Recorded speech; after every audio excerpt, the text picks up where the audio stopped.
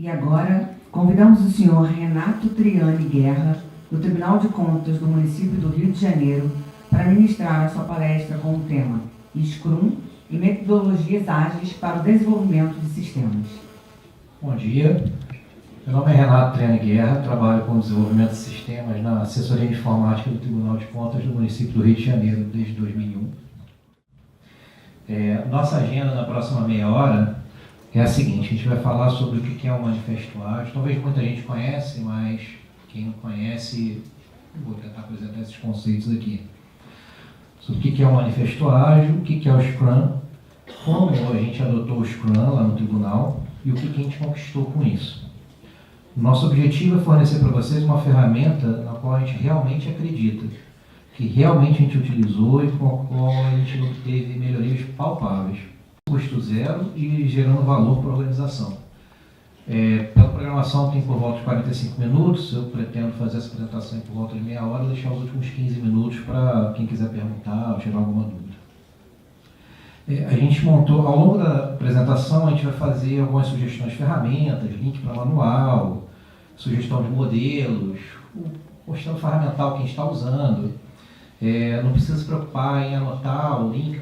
A gente criou no TinyURL uma URL compacta com um link para um board do Trello, que estão com todos os links para os manuais, para as planilhas, para os ferramentais que a gente está usando e que a gente vai fazer referência. Quem não conseguir anotar agora, tinyurl.com/tcmrj-scrum. Não se preocupa que no final da apresentação, na parte das perguntas, eu vou deixar o link lá disponível para quem quiser registrar. Primeiramente, o que é o Manifesto para o Desenvolvimento Ágil de Software? Em 2001, 17 líderes de comunidade de desenvolvimento se reuniram e definiram os valores que deveriam nortear os métodos de desenvolvimento de software. Nascia, então, o Manifesto Ágil, transcrito nesse slide. A ideia é que, mesmo havendo valor nos itens à direita, deve-se valorizar mais os itens à esquerda que estão em negrito. Então vamos lá, quais são eles? Indivíduos e interações, mais que processos e ferramentas. Porque o desenvolvimento de software é uma atividade humana, e a qualidade de interação entre as pessoas pode resolver problemas crônicos de comunicação. Processos e ferramentas são importantes, mas eles devem ser simples e úteis. Software em funcionamento, mais do que documentação abrangente. O maior indicador de que uma equipe realmente construiu algo útil é um software funcionando. Documentação também é importante, mas ela tem que ser necessária e agregar valor. Colaboração com o cliente, mais do que negociação de contratos, porque a gente tem que agir em conjunto com o cliente. É o exemplo que o Lúcio deu agora, com o pessoal, com a interação dele contra o externo. Você não pode ser agente contra. O nosso cliente é o tribunal, quando a gente pensa como informática, assessoria de informática, diretoria de tecnologia. O nosso cliente é o controle externo, é a atividade fim do tribunal, atividade meio tribunal. Então não pode ser nós contra eles, eles contra nós. Tem que ser uma equipe, um conjunto. Responder a mudanças mais do que seguir um plano. Desenvolver software e produtos é um ambiente de alta incerteza. Por isso a gente não pode se debruçar em planos enormes e cheios de premissas. O que deve ser feito é aprender com as informações e feedbacks e adaptar o plano a cada momento.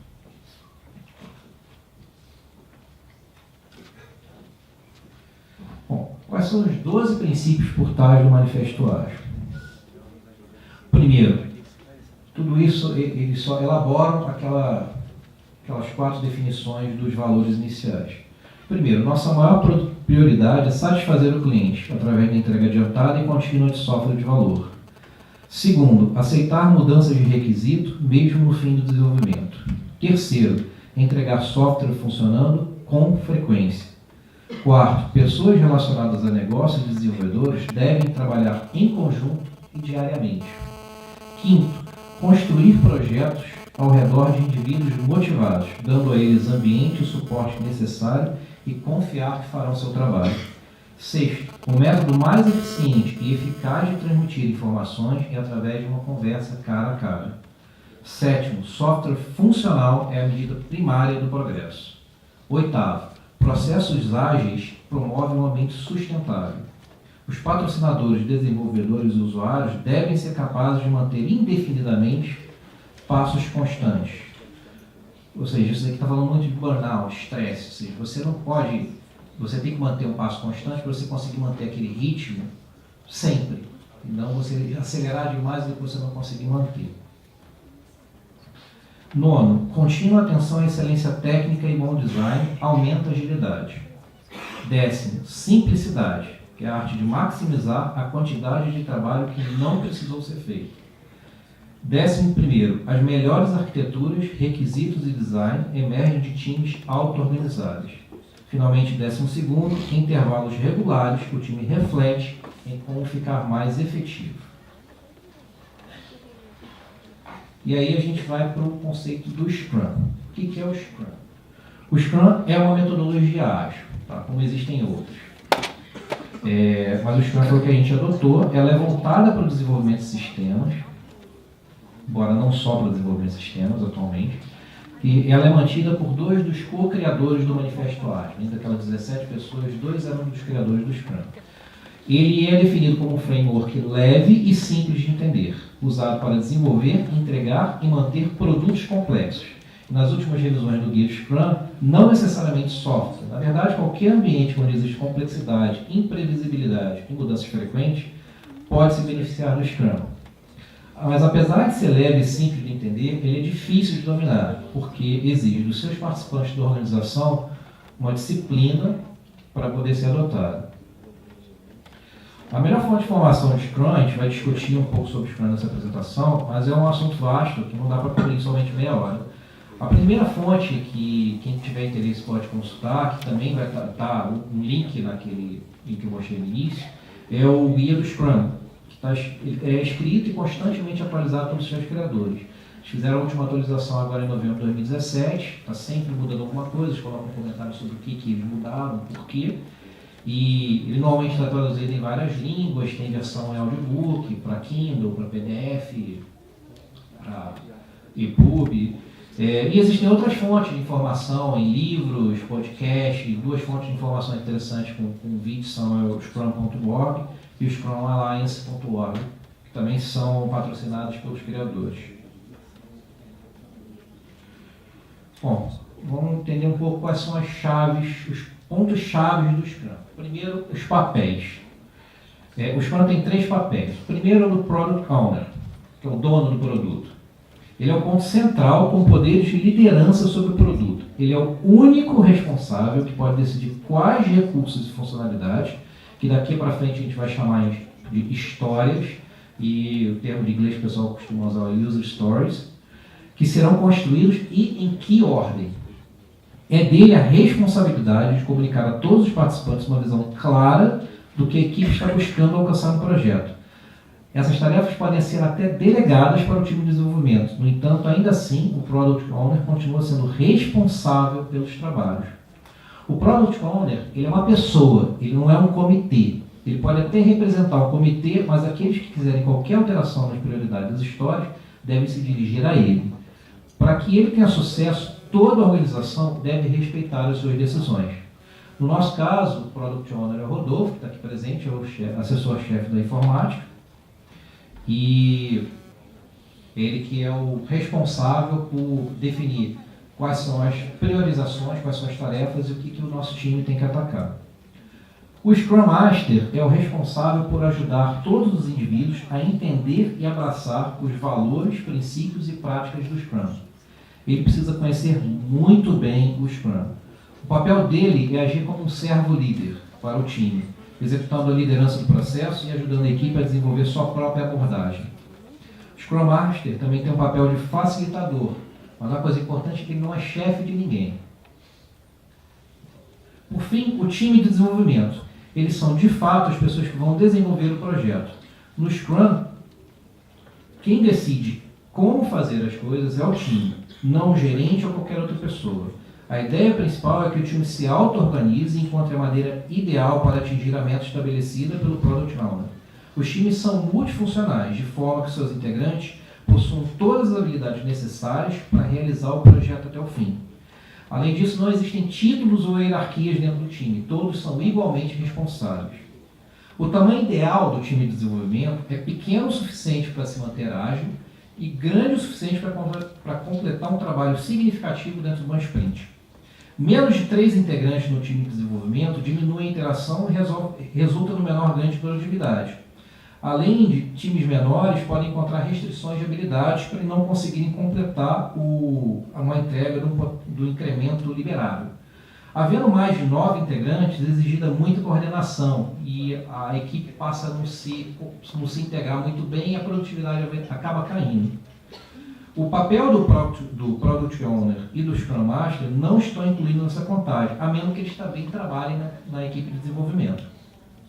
No nosso caso, nós temos um time de 6 pessoas, na qual o Scrum Master também faz parte do time de desenvolvimento e a gente considera, tem alguns estudos sobre isso, que é o número ideal. Agora vamos falar sobre os artefatos do Scrum. O artefato mais importante e do qual todos os outros dependem é o backlog do produto, que é uma lista ordenada de tudo que deve ser necessário num produto e a única origem dos requisitos. O Product Owner é o responsável pelo backlog do produto, incluindo seu conteúdo, disponibilidade, priorização e ordenação. O backlog do produto nunca está completo. Nos primeiros desenvolvimentos, nas primeiras sprints, os requisitos inicialmente conhecidos são muito poucos, então eles ainda precisam ser melhores entendidos. Mas como o backlog é um produto dinâmico, ele muda constantemente para identificar o que o produto necessita para ser mais apropriado, competitivo e útil. Ele vai continuar existindo enquanto o produto também existir e vai evoluir conforme o produto evolui. Os itens do backlog do produto de ordem mais alta, mais prioritários, devem ser mais claros e mais detalhados que os itens de ordem mais baixa, porque estimativas mais precisas são feitas com base em maior clareza e detalhamento. Para explicar o que é o backlog da sprint, eu primeiro tenho que explicar o que é uma sprint. Todos os eventos do Scrum acontecem no que chamamos de sprint, que são períodos de tempo de 1 a 2 semanas, ou no máximo 1 mês, em que alguns dos itens selecionados do backlog do produto serão selecionados para serem construídos e entregues. A seleção dos itens que serão entregues em cada sprint é chamada de backlog da sprint. O incremento à entrega é a soma de todos os itens do backlog do produto completados durante a sprint. Finalmente, vamos definir quais são os eventos obrigatórios do Scrum. Os eventos visam criar uma regularidade de feedback e minimizar a necessidade de reuniões não definidas no Scrum. Eles são, pela definição do guia, time boxed, ou seja, de tempo máximo definido.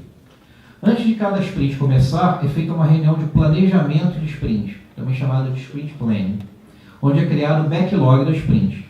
Com base na capacidade e na velocidade da equipe, é definida quantas histórias podem ser executadas completamente dentro do tempo de um sprint. Essa é uma reunião de, no máximo, 8 horas. Todo dia é feita uma reunião de 15 minutos, chamada reunião diária, Daily Scrum, onde cada membro do time deve responder a 3 perguntas básicas. O que fiz ontem para ajudar o time a atingir a meta de hoje, do Scrum, do sprint. O que eu vou fazer hoje para ajudar o time a atingir a meta do sprint. E se existe algum impedimento que não está permitindo a mim ou ao time atingir a meta. Ao responder essas 3 questões, todos conseguem visualizar de uma maneira geral como está progredindo o trabalho. No final da sprint, existem 2 eventos que são fundamentais. O primeiro é a revisão da sprint ou sprint review.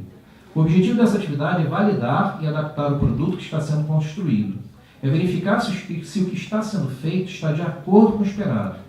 É a verificação do que foi feito ao longo do sprint, onde são avaliadas as mudanças e o backlog do produto é ajustado.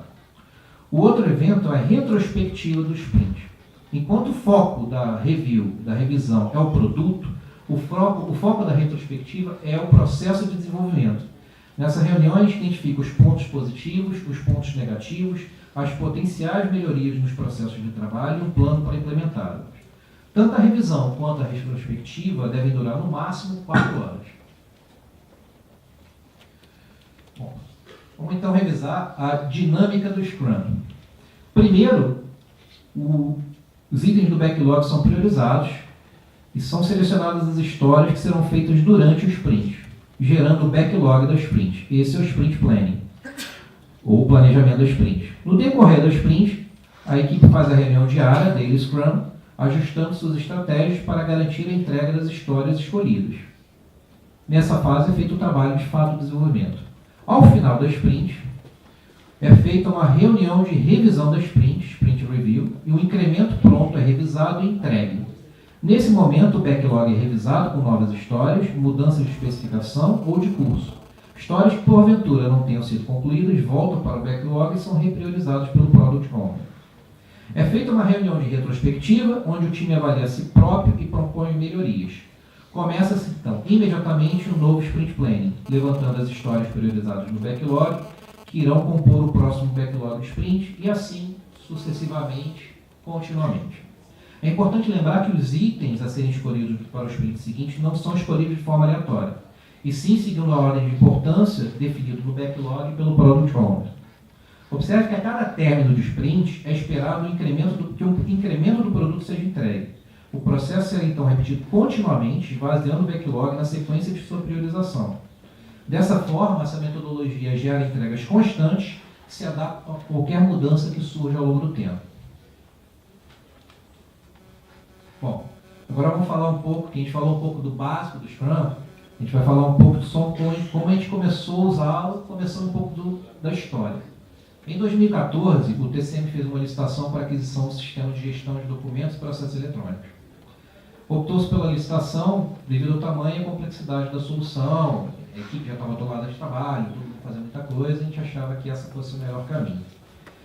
Em 2015, o sistema já estava sendo customizado, e em 2016, o projeto não estava dando muito certo. A qualidade do código que a gente recebia era sofrível, a quantidade de problemas que encontrávamos e repassava para a empresa crescia cada vez mais. Por outro lado, a empresa se colocava cada vez mais na defensiva, então o que a gente decidiu é que, bom, quando você está num buraco, a primeira coisa que você tem que fazer é parar de cavar. Então a gente cancelou o contrato e em abril de 2016 a gente se reuniu e se propôs um desafio: desenvolver o processo eletrônico internamente com a nossa própria equipe. A implantação do processo eletrônico era uma das metas do ano 2016.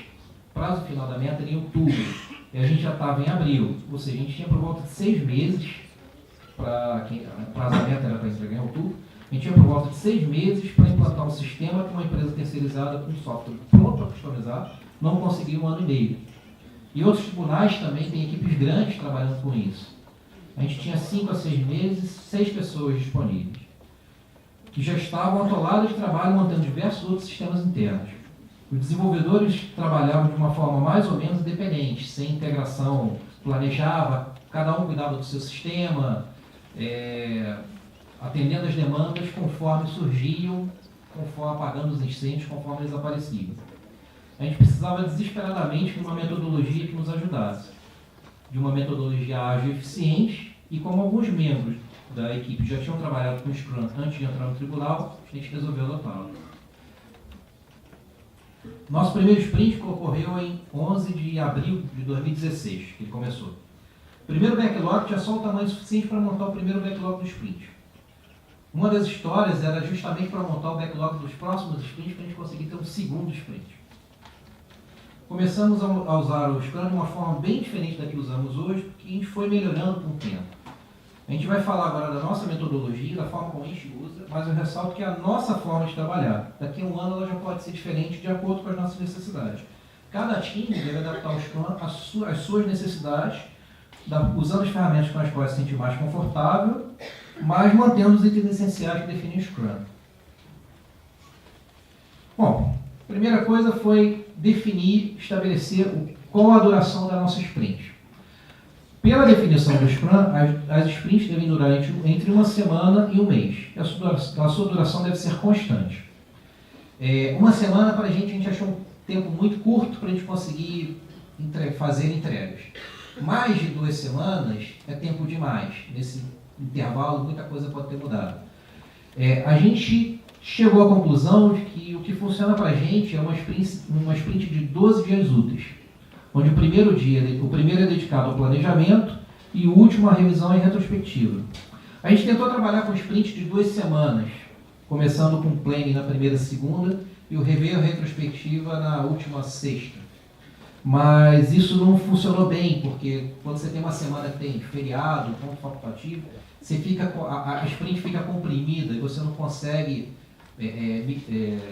mensurar as tarefas de acordo com a sua capacidade de trabalho, ela acaba ficando muito apertada, muita corrida.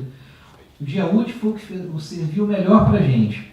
Nas semanas que tinham feriado atrativo, elas ficavam muito atropeladas. Então a gente optou por contar as sprints somente em dias úteis, de forma que elas ficam independentes do impacto dos feriados. Outra coisa importante de citar é o conceito que criamos de out of sprint. Isso não está no sprint, isso é nosso. Além das tarefas do sprint, pela natureza do nosso trabalho lá na informática, às vezes a gente é requisitado para prestar suporte de segundo nível, ou às vezes eventualmente, numa emergência, até um suporte de primeiro nível. Surgem requisitos de uma hora para outra, incêndio para apagar de uma hora para outra. É impossível planejar ou priorizar essas coisas, porque elas são imprevisíveis. Então, quando uma nova demanda surge no meio do sprint e ela é quantificável, a gente tenta estimá-la e colocar no backlog como uma história extra. Mas muitas vezes isso não é possível. É por isso que a gente inventou o conceito de out of sprint, que a gente faz um registro das tarefas, contabilizando quantas horas ou frações de horas foram usadas para executar essa tarefa. Ao fim do sprint, nós temos a contabilização da pontuação das histórias previstas, das histórias extras e da quantidade de horas out of sprint, para que possamos avaliar na reunião de retrospectiva, caso a gente não consiga atingir a meta do sprint, se uma das causas pode ter sido excesso de atividades out of sprint, e planejar ações para minimizá-las. Agora sobre as histórias. Alguns critérios que a gente usa para criar as nossas histórias. A história é uma tarefa que tem que caber dentro do sprint. Se ela não cabe, você vai levar mais de um mês para fazer, ela tem que ser quebrada. A história pode ser refinada e detalhada com o tempo. Quanto mais próximo do sprint, mais detalhada a história deve ser. A história deve ter um produto final.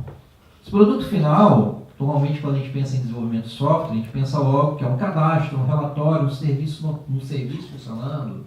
Normalmente mas não necessariamente. Um produto pode ser também um estudo, uma análise de um problema. Um produto pode ser um modelo de dados, uma definição de arquitetura. Um produto final de uma história pode ser, inclusive, a criação e detalhamento de outras histórias, especialmente quando você tem projetos em que o produto ainda não está muito bem definido e você precisa começar a trabalhar nele. Além de criar as histórias, a gente precisa priorizá-las no backlog. As histórias urgentes ou importantes devem estar no topo do backlog. Essas histórias no topo do backlog são as principais candidatas a entrar no sprint.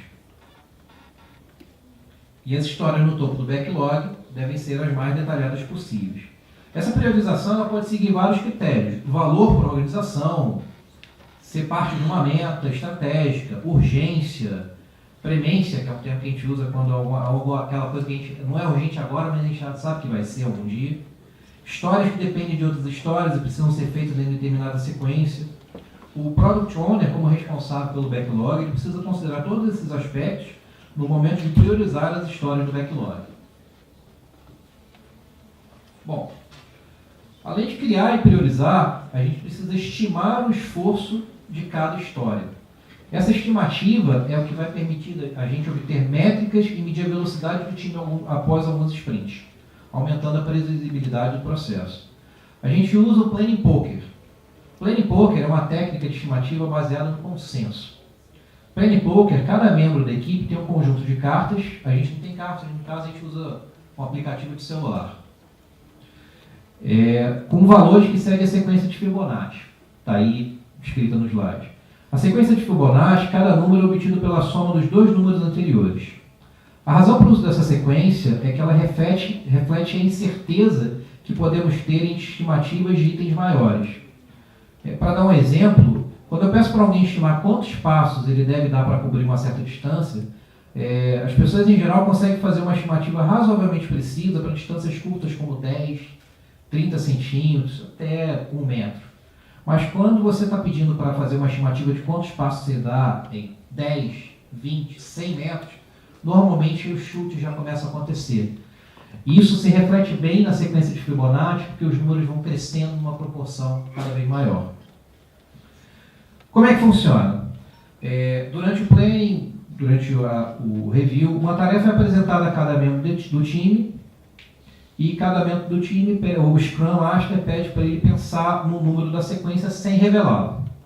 A estimativa é feita individualmente, considerando que um ponto representa a tarefa mais simples possível. Nota que não é uma medida de tempo, e sim uma medida comparativa de esforço entre tarefas. O Scrum Master pede então para que todos apresentem as cartas. Renato, Márcio e Augusto jogaram 5. Léo jogou 13, Thaís jogou 2. Alguns membros do time podem convencer os outros de que uma tarefa é mais simples ou mais complicada do que parece. Eles apresentam suas justificativas e uma nova rodada é feita, até que se chegue a um consenso. As cartas especiais têm o seguinte significado. Interrogação significa que o membro não se sente confiante para atribuir um valor à tarefa. Idealmente, a tarefa tem que ser melhor detalhada para que todos a entendam. Infinito, o participante está dizendo que é impossível pontuar. Tarefa muito grande. Ela tem que ser melhor pensada, detalhada, dividida. Café, pedido para pausa. Cada pontuação tem um significado somente dentro da equipe. O que são 1 ponto, 2 pontos para a nossa equipe Scrum vai ter um significado completamente diferente para outras equipes de Scrum. Talvez essa variação até ela evolua com o tempo. Mas dentro da nossa equipe, a gente notou que essas estimativas elas vão se tornando naturais. É um número que você já tem esse número na cabeça. E você fica cada vez mais fácil de você dar estimativas. Isso realmente é preciso ao longo do tempo. Incrivelmente. A gente chegou, a nossa equipe, só para dar um exemplo, a gente chegou numa velocidade de 50 pontos por sprint, medida. A gente, quando atribui, considerando 50 pontos, quando a gente atribui de 13 para cima, 13 a gente já para pensar. Significa que a tarefa talvez possa ser quebrada. Porque, imagina, se você tem 50 pontos no sprint, você dá uma tarefa 34, não é uma tarefa só para fazer o sprint, no sprint inteiro. Pode até ser, mas normalmente é um indicativo de que a tarefa está muito grande. Dá para você quebrar ela. E um dos pontos que a gente discute na reunião de retrospectiva é se a gente acertou a pontuação. Às vezes a gente pode ter subestimado ou superestimado determinadas tarefas. E aí isso serve para a gente ir ajustando as nossas especificações, os nossos conceitos, para acertar mais nas estimativas futuras. Bom, como é que a gente gerencia o backlog? A gente usa o Trello como ferramenta para gerenciar o backlog do produto. A gente já tentou usar planilha, já tentou usar arquivo texto, mas o que serviu melhor para a gente foi o Trello. A gente usa ele em conjunto com uma extensão do Chrome chamada Agile Scrum for Trello. Ela é muito boa para ajudar a somar a pontuação das histórias que a gente cria para montar o backlog da sprint. Um ponto importante para ressaltar é que o Trello é gratuito, porque a gente precisa, não tem custo nenhum. E além de funcionar no browser, permite que o time consulte o backlog no smartphone ou tablet.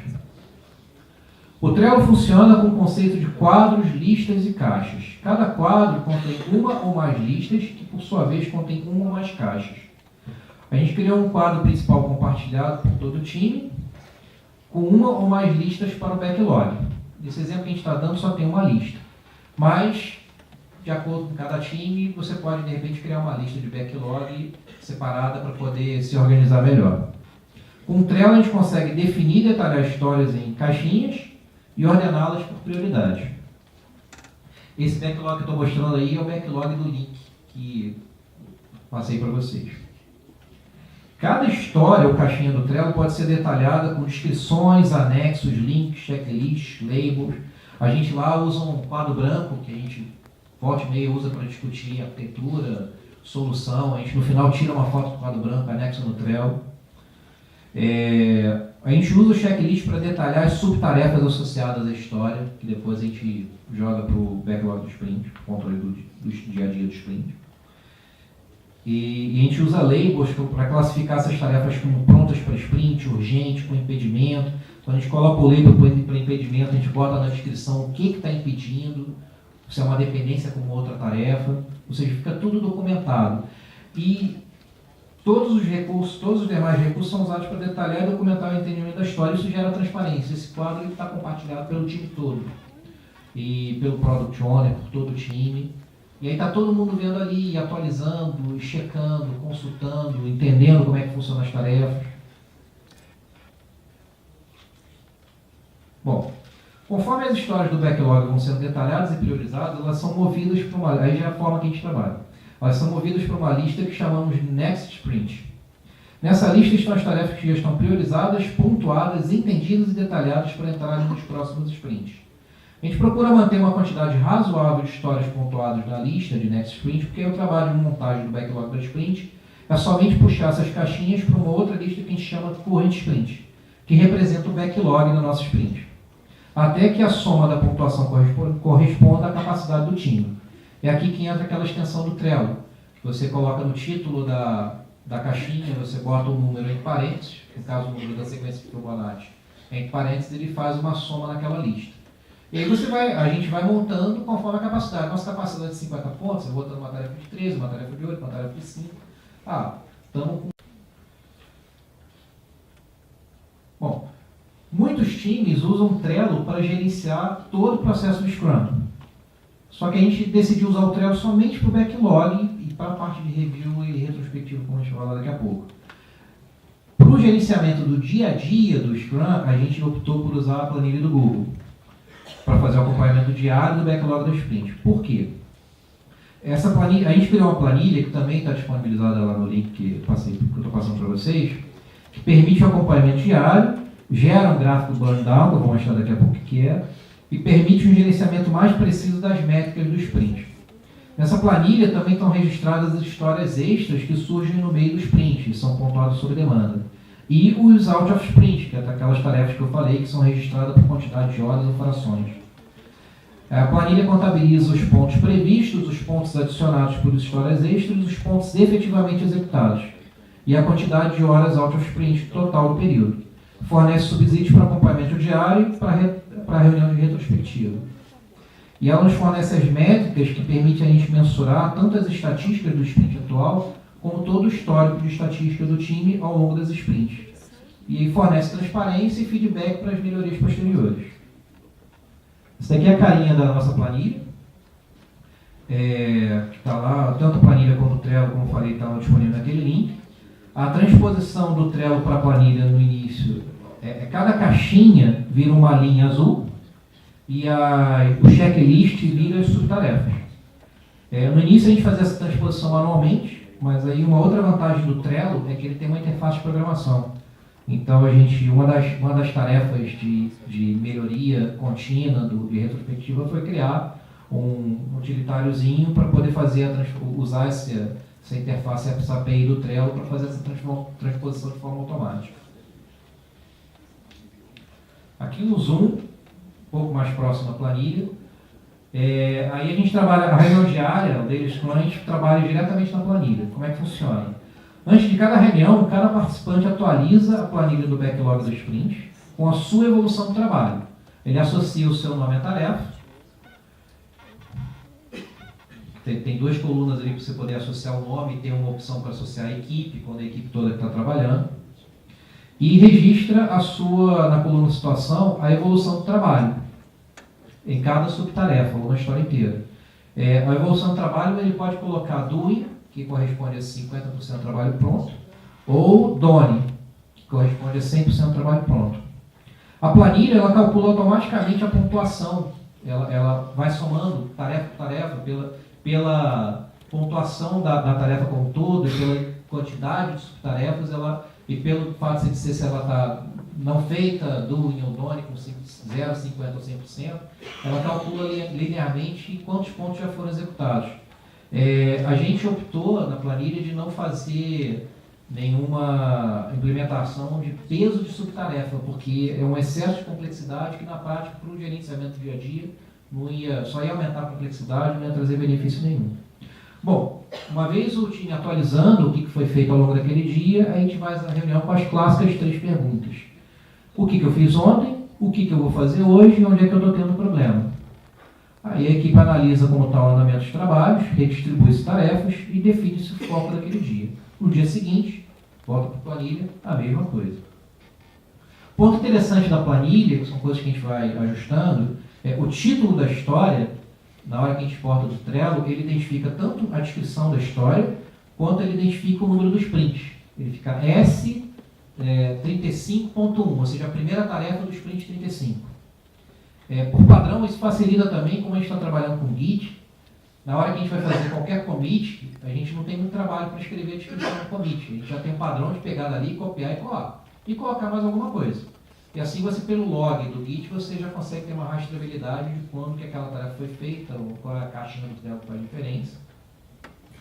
Outra coisa interessante é que a gente montou ali do lado, a gente misturou um pouco uma outra metodologia ágil, um pouquinho dela, que é o Kanban.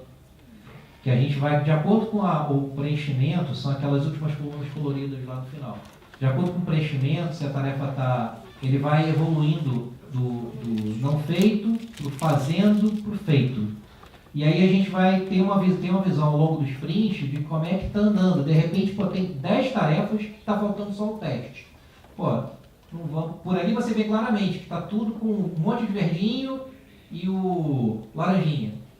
Não vamos começar uma tarefa nova, vamos fechar as que já estão. Pelo menos a gente fecha essas tarefas, ela conclui, e se ficar alguma outra tarefa, a gente deixa o próximo sprint. Você consegue fazer esse tipo de avaliação durante o sprint, visualmente. Outra coisa que a planilha já tem implementada é o gráfico de burn-down. O que é o gráfico de burn-down? Ele relaciona os pontos previstos no sprint com o tempo de duração do sprint.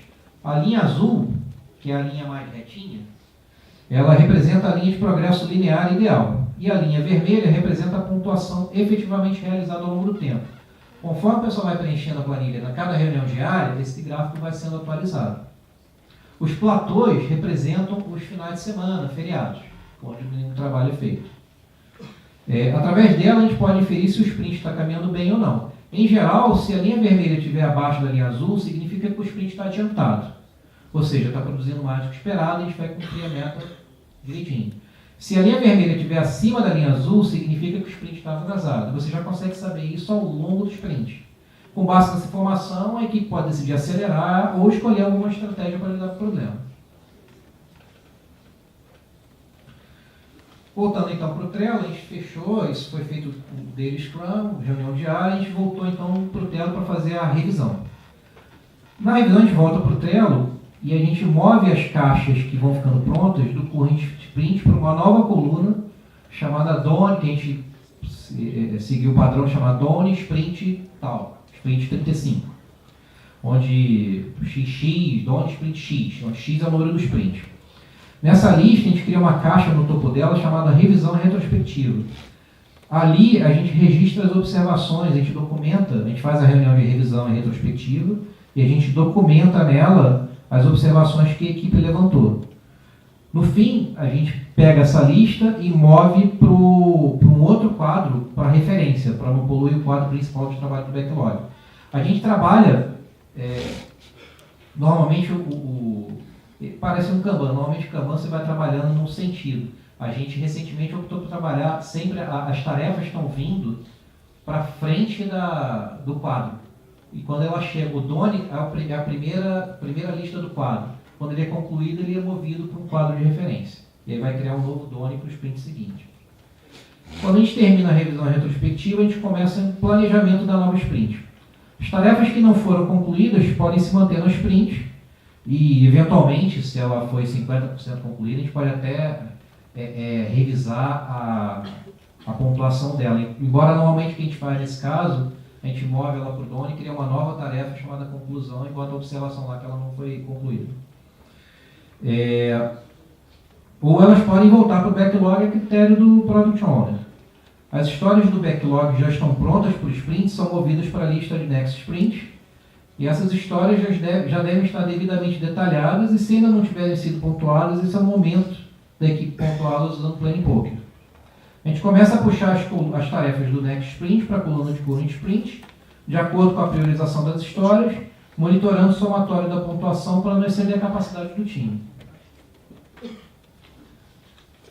Bom, o que a gente conseguiu alcançar com esse processo? A gente conseguiu cumprir a meta de 2016, a gente conseguiu entregar uma versão mínima funcional do processo eletrônico.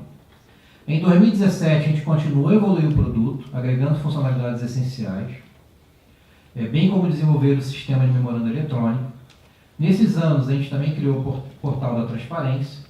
A gente desenvolveu o nosso próprio gerador de certificados para gerarmos certificados SSL para sites internos, para assinatura eletrônica de documentos internos. A gente disponibilizou o inteiro teor de processos TCMRJ na internet. A gente configurou todo o novo ambiente de servidor de banco de dados, servidor de aplicação com balanceamento de carga para suportar as novas demandas de serviço web. A gente forneceu treinamento, elaborou manual, criou vídeo demonstrativo das funcionalidades básicas do sistema que a gente implantou. Em 2018, a gente continuou evoluindo o sistema de processo e memorando eletrônico. A gente criou um protótipo de aplicação PWA para dispositivos móveis.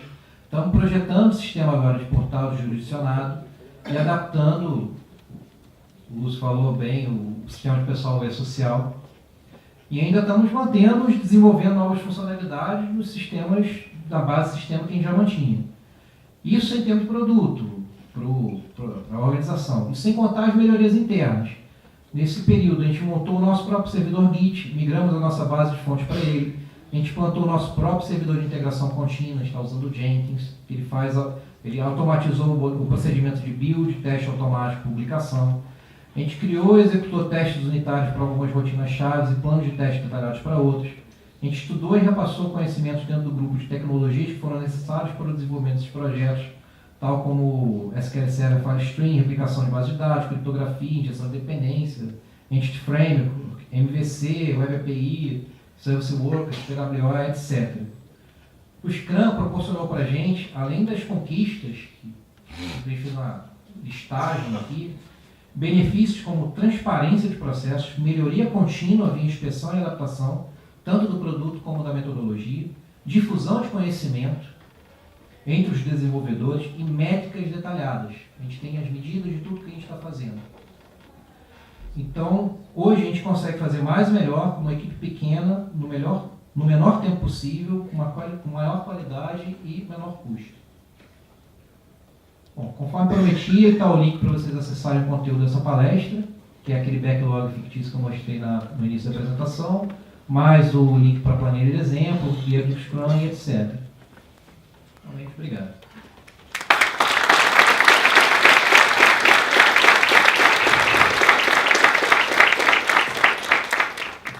Se alguém tiver alguma dúvida.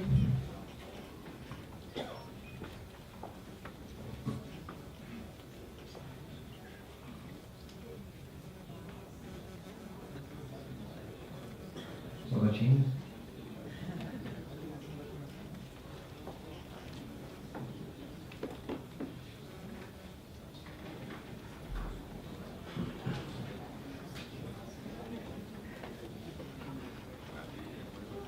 Bom dia, Renato. Bom dia a todos. Primeiramente, parabéns pelo trabalho. É sempre bom ver casos de sucesso, especialmente no que se refere à forma de desenvolver e entregar valor à organização. Um desafio que nós temos enfrentado lá no Tribunal de Contas de Pernambuco é tentar casar o desenvolvimento ágil com algumas obrigações que exigem um planejamento minimamente tradicional.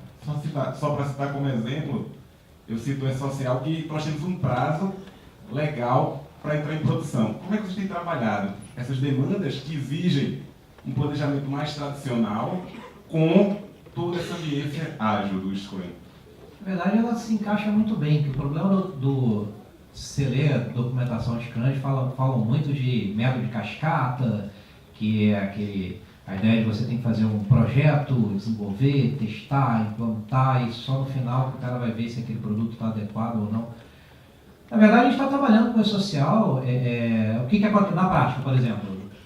Vou explicar como a gente está fazendo agora, que de repente isso pode ficar claro. Por exemplo, no início, como todo projeto, no início você não sabe muito o que você tem que fazer. Tem que fazer o E-Social, ok. Então, a gente tem um sprint agora de 2 semanas, agora de 12 dias. Beleza.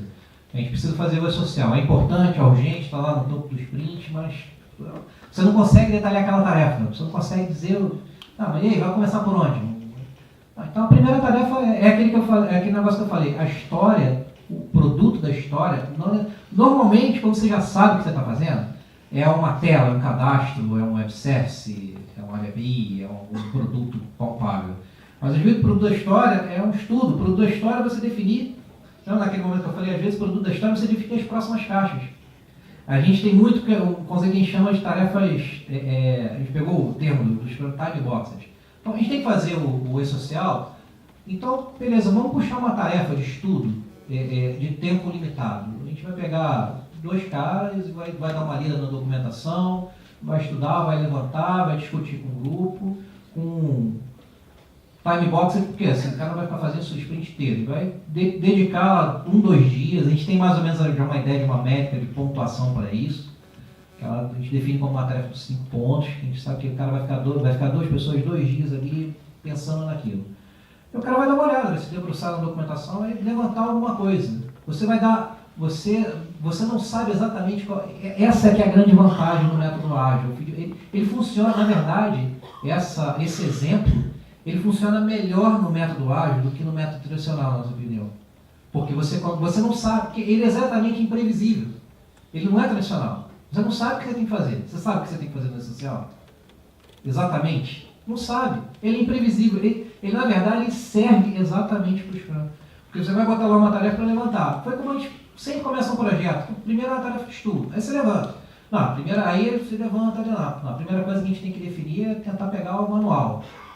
Beleza, vamos pegar o manual, vamos ler o manual, eu sei que eu vou ter que discutir, vou ter que fazer uma adaptação, já sei que vai ter que fazer adaptação no meu sistema pessoal, já sei que eu vou ter que fazer, tem campos aqui que eu já li nesse manual que o sistema pessoal não tem, o sistema pessoal não tem um campo lá de cor, se a pessoa é branca, preta, parda, e pede lá no social, não tem isso no meu sistema de RH. No sistema de RH não tem meia dúzia do que eu já sei. Então, já criei uma tarefa, levantar quais são as alterações necessárias. Mas tem um XSL, tem um XML, você tem que se conectar lá no WebStess. Será que a gente consegue criar uma tarefa para fazer um Hello World lá no XML? Cara, só dar uma conectada? Então, vamos botar uma tarefa no próximo sprint para levantar se já tem alguma API, se alguém já tem alguma API pronta para fazer isso. Porque, essa é a empresa, está todo mundo fazendo. Como é que o pessoal está fazendo isso? Vamos fazer um pré-levantamento. Então a gente foi criando, a gente criou uma tarefa de estudo. E aí uma das coisas que essa tarefa de estudo gerou no sprint seguinte foi fazer um piloto de conexão. Então vamos tentar fazer a conexão para o login. Para a gente conseguir, conectando. Retornou erro, mas retornou. E aí você vai evoluindo, entendeu? A nossa experiência, o que acontece? Como o método ele é retroativo, o Scrum é um método empírico. Ele trabalha sendo retroalimentado com as informações que você vai obtendo do projeto. E essas informações elas vão surgindo com o tempo. Então você começa, entendeu? Você começa com uma tarefa de estudo. Aquela tarefa de estudo vai gerar 4 caixinhas. Aquelas 4 caixinhas você vai distribuir nos próximos sprints. E elas você vai ver que com o tempo aquilo ali vai gerar uma aceleração. Daqui a pouco você vai ter 40 caixas plenamente definidas, sabendo exatamente o que você tem que fazer. Você vai dar os 2 primeiros passos. Naqueles 2 primeiros passos, você vai ter os 8 passos seguintes. Dos 8 passos seguintes, você vai ter os 32 passos seguintes. Ele é um processo contínuo. E ele te acelera. É a forma como a gente já está lidando com isso, entendeu? Esclarecedor? Opa, bom dia. Eu primeiro também quero parabenizar, acho que o exemplo prático ele é bem mais efetivo do que às vezes a gente está na teoria de Levanta a mão que eu estou te vendo. De ler sobre o Scrum ou coisas do gênero. Então, assim, saber como é que vocês usam as ferramentas, quais ferramentas, como é que vocês fazem. Então, a minha pergunta é bem nesse sentido. Como é que, por exemplo, quem é que trabalha no Trello? Quem mexe no Trello? É só o Product Owner ou a equipe inteira mexe no Trello? Trello está liberado. No Google, lá no Google Excel também todo mundo mexe. Compartilha todo mundo do time, né? Compartilhar. Sim. A gente até tem algumas pessoas estratégicas que a gente dá acesso de leitura para elas acompanharem, porque a gente está tentando tornar esse processo realmente abraçar. Eu não cheguei a citar aqui, mas no manual eles citam os valores do Scrum, deles a transparência. Então a gente quer ser transparente, a gente quer ter métrica para poder ter subsídio, para poder dizer, não, a gente está fazendo aqui. O que vocês estão fazendo? O que vocês fizeram nesses 3 meses? A gente fez isso. Por que a tarefa da meta não está andando? A tarefa da meta não está andando porque entrou esse e essa tarefa no meio. Por quê? Por causa disso e disso. Entendeu? Então, no time, voltando, desvia um pouquinho o assunto, no time o Trello todo mundo acessa e a planilha também, até porque a planilha é porque ela é diária, cada desenvolvedor tem que ir lá marcando, ele vai puxando as caixinhas para você, para si, ele vai dizer o que ele está fazendo, ou tem dois fazendo, então os dois botam os nomes, né? Tem duas, por isso que a gente tem duas colunas. Ele vai dizendo se já está ficando pronto, eles já vão atualizando. E é um ambiente de confiança, não tem, como o time é todo responsável, todo mundo mexe. E assim, sobre o Trello a gente gerencia o backlog. Segundo a filosofia do Scrum, o Trello é responsabilidade do Product Owner. Mas o Rodolfo é o chefe da informática, ele não pode ficar... A gente vai ficar parado esperando ele criar as caixinhas do Trello, de tudo, detalhando tudo para a gente. Não, na verdade é aquele ponto que eu comentei. O Product Owner pode delegar as tarefas para a gente. Ele é o responsável pelas tarefas e pela priorização delas. Mas é a gente que mantém o Trello, a gente que cria as caixas. Não necessariamente só o Scrum Master, não. Às vezes, por exemplo, essa situação do E-Social, que foi levantada. A gente colocou numa sprint uma tarefa para fazer um levantamento inicial do que o E-Social precisa.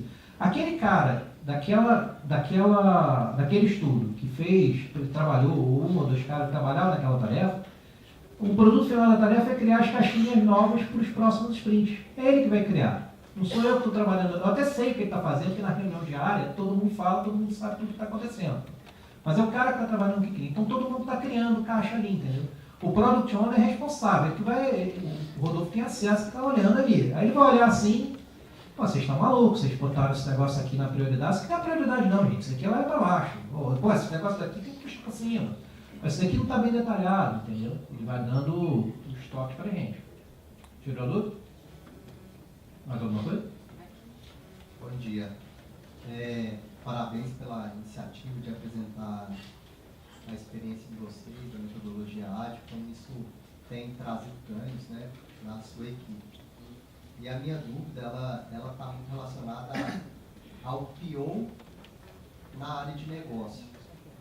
Se o PO for a pessoa da área de negócio, qual a forma que ele atua dentro da equipe e como foi o processo de treinamento para essa área de negócio e a experiência da quebra de cultura da instituição, da área de negócio de demandador para alguém que atua dentro da equipe.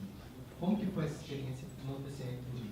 No caso, o Rodolfo é assessor-chefe de informática, então ele está na área estratégica, né? A gente eu não entendi a sua pergunta. Seria como se fosse alguém do controle externo, seu PO? O PO é aquela pessoa que está ajudando, o projeto é do controle externo. Então, o PO seria uma pessoa do controle externo Não. que ajuda a priorizar, que ajuda a detalhar. Não, porque assim, o Product Owner depende da forma como você vai organizar os seus times. No caso, a gente não tem um time Scrum para o projeto do processo eletrônico.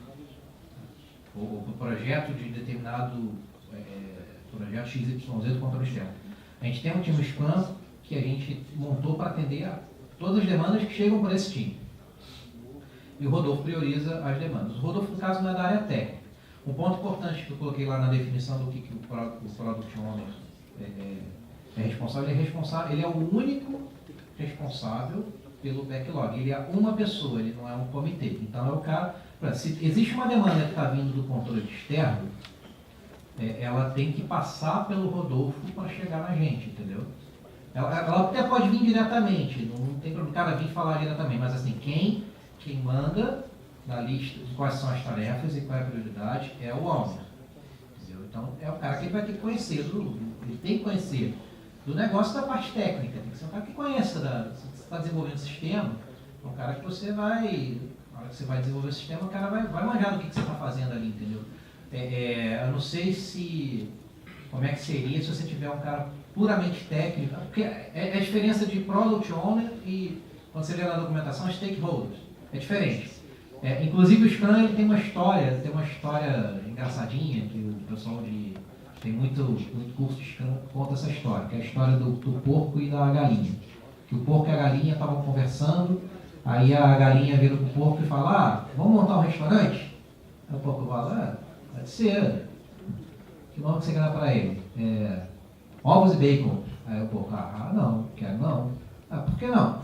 Porque você está só participando, eu estou me comprometendo. Então, o que você está falando, de repente, é o stakeholder, é o cliente, é o cara que está demandando, um pedido, um produto, para o Product Owner, que ele vai levar para a equipe, vai especificar e desenvolver, entendeu? Talvez você esteja pensando nessa pessoa, não é a pessoa do time. O Product Owner faz parte do time, faz parte da equipe, ele é responsável por aquela entrega. Você pode até ter alguma pessoa da área de negócio, mas ela vai estar mais numa área técnica, entendeu?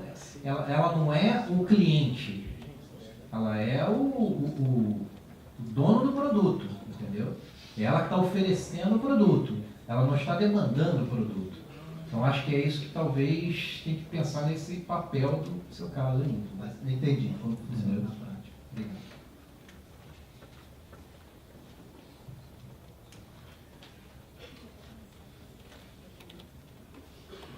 Ok? Bom, gente, obrigado. Qualquer coisa. Bom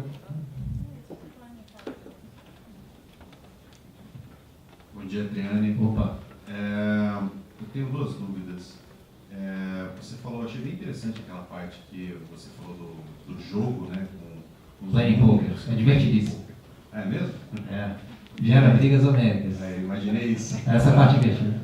E, assim, eu fiquei na dúvida sobre essa dinâmica e tal, e também da pontuação, porque na hora que eu olhei, eu imaginei exatamente aquilo que você falou que não era, que é a parte de homens horas, quanto tempo ia demorar e tudo mais. Quando você começa a ler sobre Planning Poker, que você está tentando mensurar story point. E se você for ler livros sobre Scrum, treinamento Scrum, story point não é tempo. Um ponto não é 1 hora, um ponto não são 4 horas. Você acaba intuitivamente indo um pouco nesse caminho, mas não é exatamente. Você tem que tentar, com o tempo, os pontos viram uma medida natural para a equipe. No início é um pouco de estranheza, e você vai errar um pouco, mas é justamente o fato, é o processo empírico do Scrum, ele funciona assim, ele vai melhorando com o tempo. Aqui é o exemplo do aplicativo. No meu caso é o iPhone, tem aplicativo para Android, por exemplo, também. Então, por exemplo, você quer o aplicativo, 5 pontos. Mas ele é uma medida comparativa. Então, por exemplo, você discute assim, o que é uma tarefa simples? Uma tarefa simples é mudar um label de um cadastro. Isso é uma tarefa simples. Lançar uma versão. Lançar uma versão é uma tarefa simples. Você vai fazer um build e vai copiar o arquivo para um determinado lugar. Tudo bem, isso pode levar 20 minutos, 1 hora. E o que é uma tarefa de 2 minutos? A tarefa de 2 minutos é aquela que você tem que lançar você tem que lançar em 3 ambientes. Porque você tem que lançar no ambiente de teste, homologação e desenvolvimento. Dar uma testada, fazer um smoke test para ver se está funcionando. Beleza. Então, na verdade, você tem que definir o que é uma tarefa mínima. A gente não usa o 0.